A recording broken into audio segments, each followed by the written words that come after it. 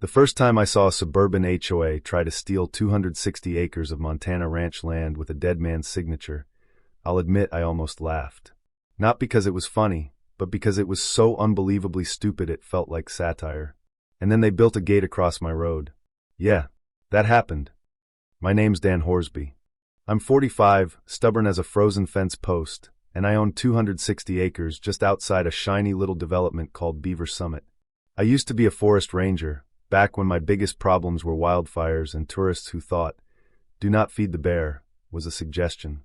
These days I run cattle, fix broken equipment, and mostly keep to myself. That dirt road cutting through my property? Road 12B. Been registered under my family name since 1993.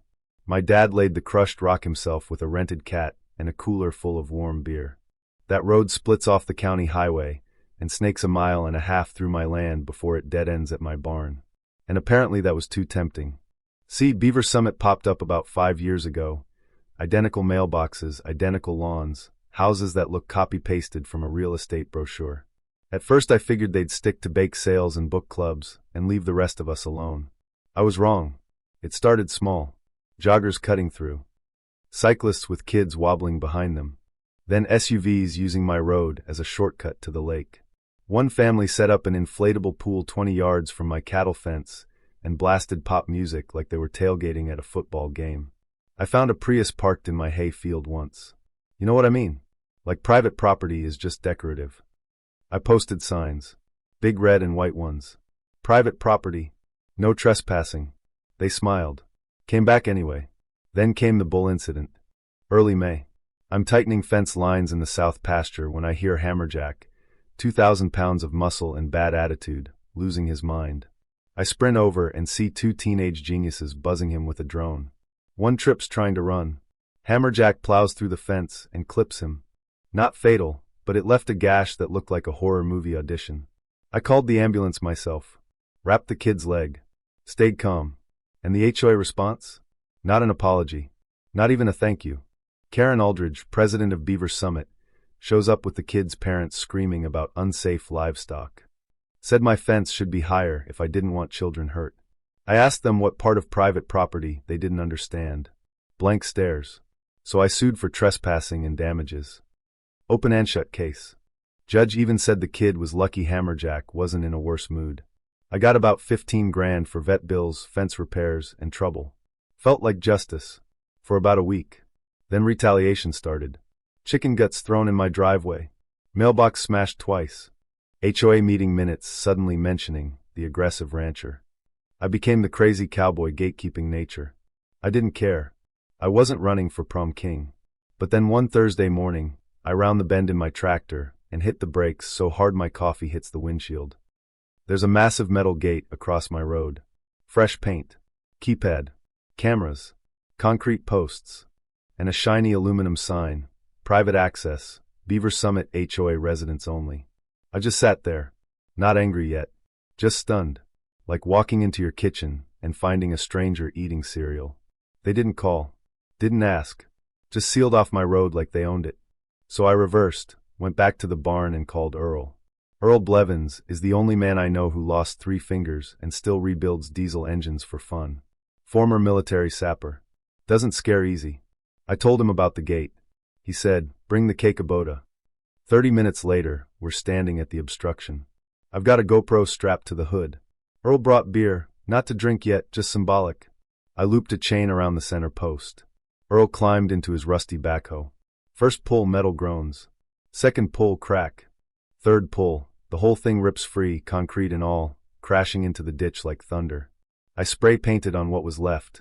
Illegal obstruction removed. Next one gets burned. We filmed the whole thing.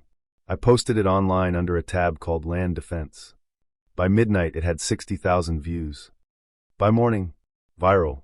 Apparently people don't like watching private property get bullied. But Karen wasn't done. A week later, I get a hand-delivered letter accusing me of destroying community infrastructure and threatening civil action. Buried in the fine print was the real punch.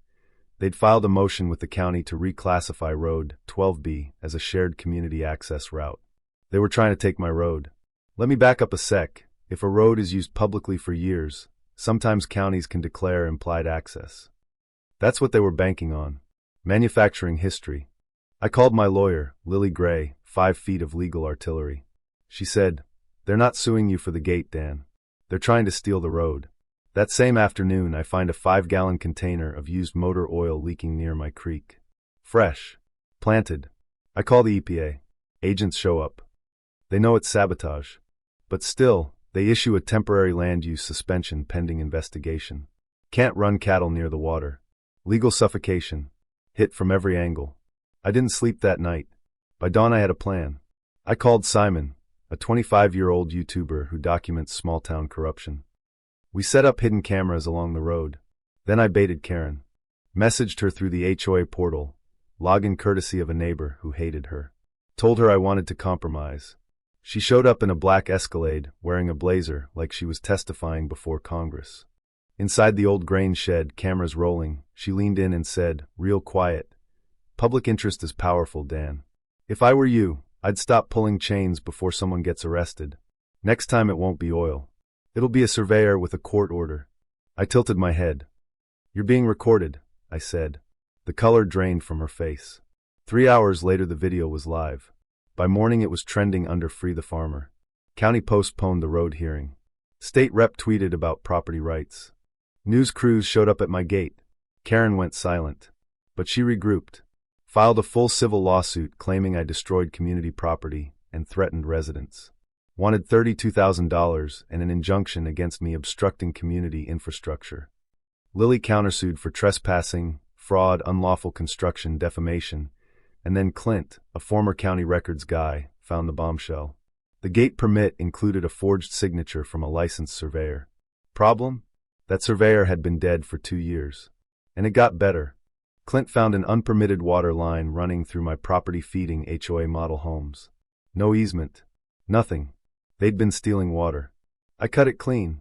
Tagged it, unauthorized utility, access revoked. 3 lawns turned brown overnight. Court day came. The courthouse smelled like stale coffee and regret. Half the HOA showed up. Karen strutted in smiling. That smile died fast. Lily dropped the forged permit on the bench. Called the real county surveyor, who testified he never signed it and had already filed a complaint about forgery. Then came the drone footage. The judge rewound the gate rip out twice. "You filmed this?" he asked. "Figured I'd need proof," I said. He nodded. "Smart man." Then the handwriting expert confirmed parts of the permit were filled out by Karen herself. The courtroom shifted. You could feel it. Judge dismissed their claims. Accepted ours. Recommended criminal investigation for fraud and attempted property theft under color of law.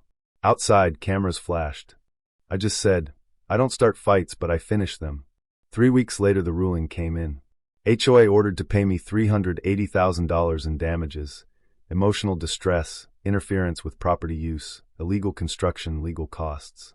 County confirmed Road 12B was fully private. No easement. No public access. Karen was charged forgery, misuse of HOA funds, unauthorized construction, attempted property theft. She took a plea deal. For years minimum security, 2 suspended. Lifetime ban from serving on any board. She resigned with a 2-line email about personal well-being. Yeah, behind bars maybe.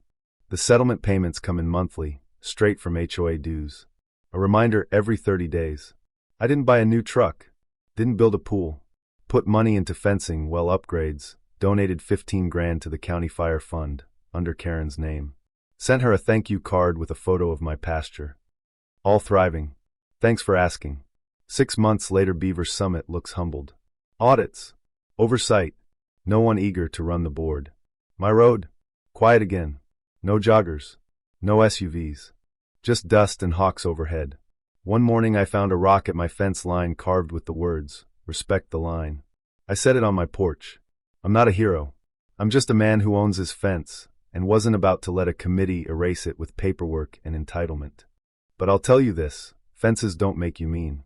They make you free. So here's the question for you. If someone tried to slowly, legally suffocate your land, your home, your livelihood, would you fight back? Or would you hope the system fixed itself? Drop your thoughts below. I'm curious where you draw your line. Because out here in Montana, when someone crosses mine, I don't just repaint it. I reinforce it.